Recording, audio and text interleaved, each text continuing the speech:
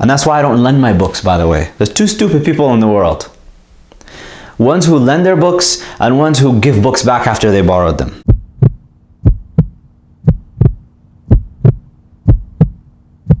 Assalamu alaikum. I received a question from Abdul Hakim, who is a member of Andalus Book Club, and he posted this question on Facebook, on my Facebook page, under a post regarding Andalus Book Club.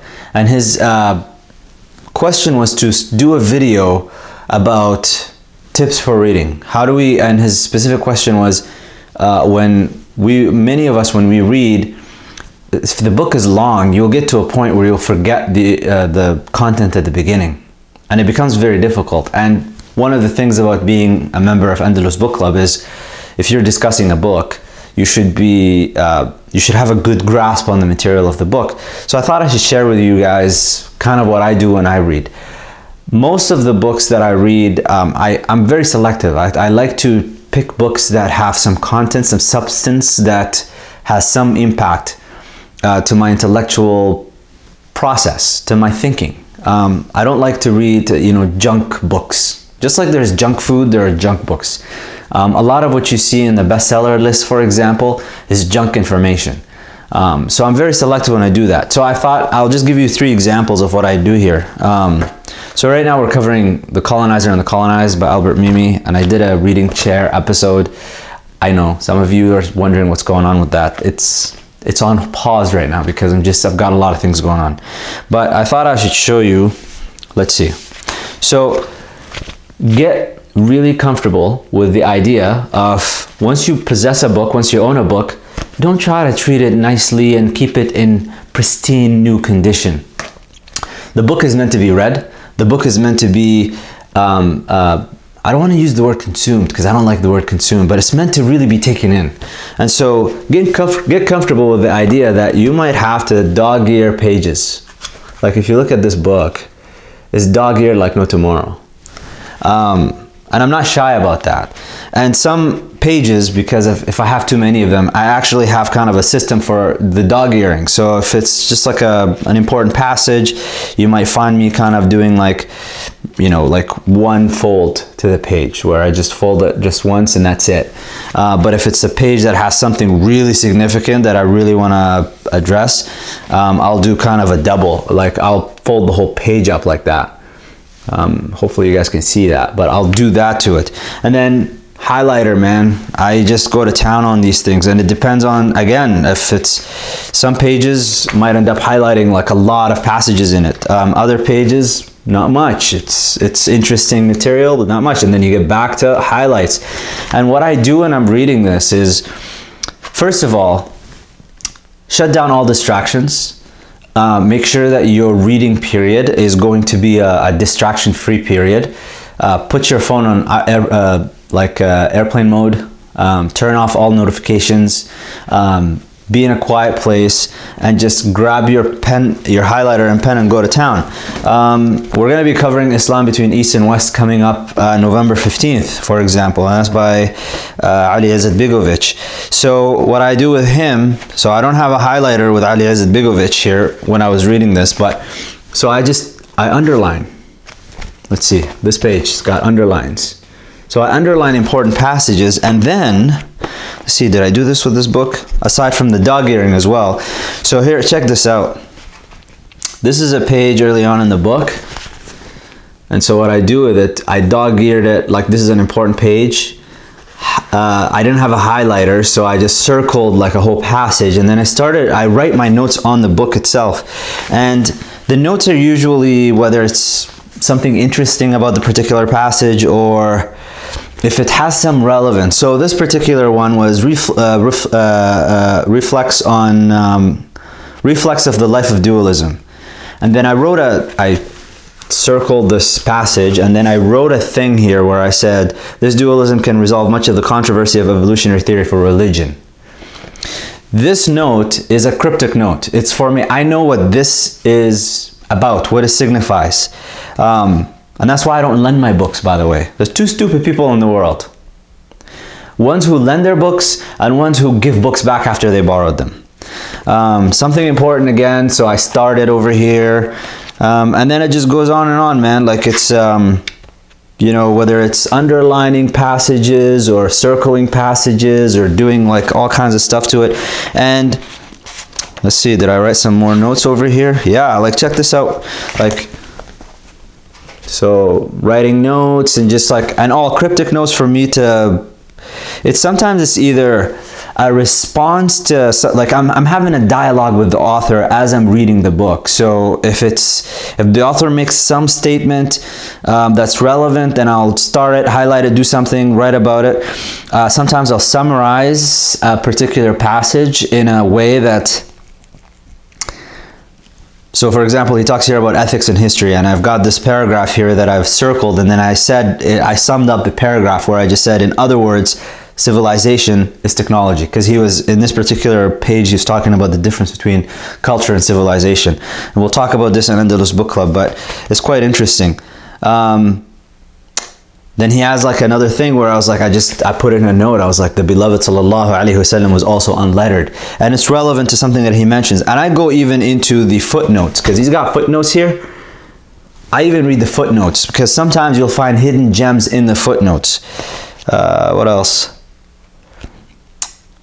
Drama in Utopia has got this chapter where I found it really fascinating at the very opening of it. I was like, whoa, much of the discussion about radicalization is based on its being a product of outside forces. And that was in response to something that he said there. So when I talk about Islam between East and West, because I went through this in a very systematic, and I wasn't trying to rush it, to me it's not, the thing about fast, this is a fast culture. Everything's got to be consumed fast. You got to read all these books fast. You got to have fast food, fast everything. Everything is about fast, fast, fast, fast, fast. Well, easy come, easy go. It's not really that special if you can claim that you read all of these books, but if I ask you specifics about the book and want to have a discussion with you, you can't have the discussion. So this is kind of what I do with this. We have a book that we're going to be covering in the next few months. It's Aping Mankind by Raymond Tallis. And same thing, this is like, I've dog-eared it to no end. I've written notes, and I'm having a conversation here. So, for example, there's this passage here that I found really fascinating, for example, and in response to it, as I'm talking with the author, I was like, so this is what happens when a scientific theory is turned into a pseudo-religious worldview. And this was actually a criticism of mine on this particular paragraph, which again, I know I'm plugging Andalus Book Club, but at the same time, I'm trying to give you guys some tips for those of you who are not on the book club. If you want to remember certain passages and how to remember your books and stuff like that. So he's got this paragraph here, right, on this page where it's dog-eared, and then I have it kind of commenting on this paragraph, on this passage where I said, the incoherence of a strictly materialist and evolutionary account of consciousness.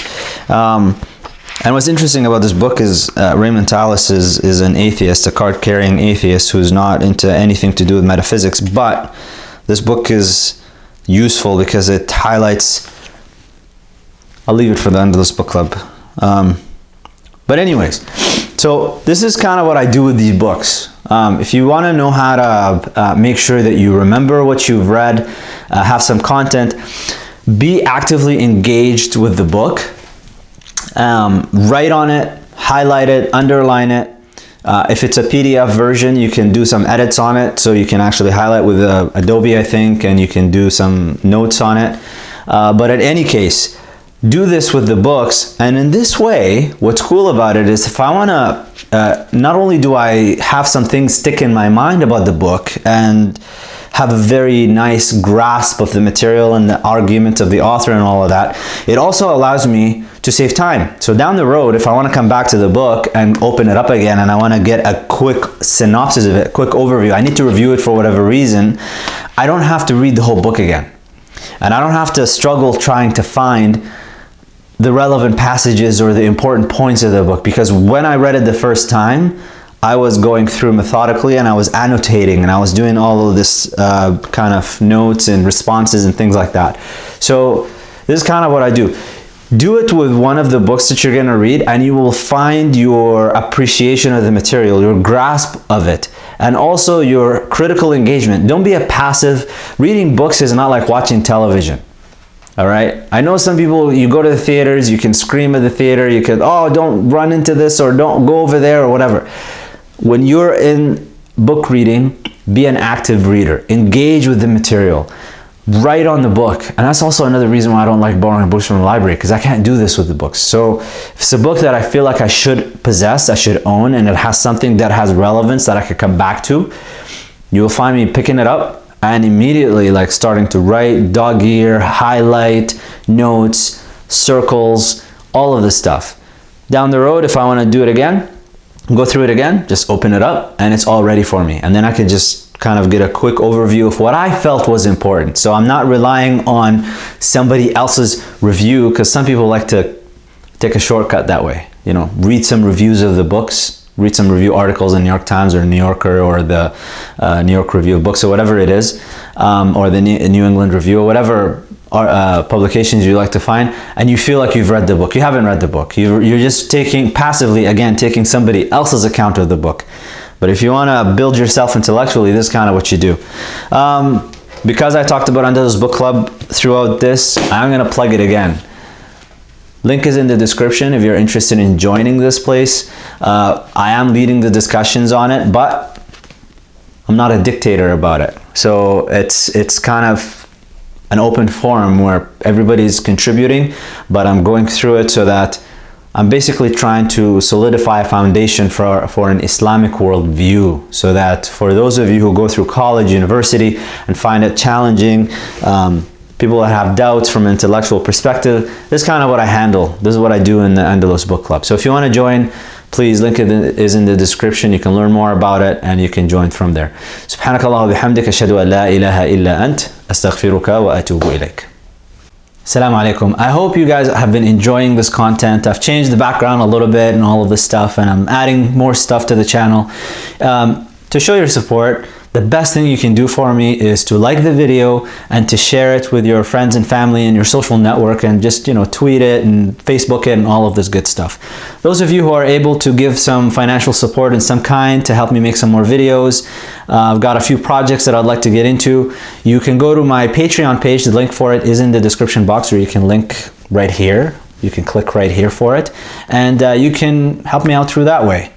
So anyways, I'll check you next time.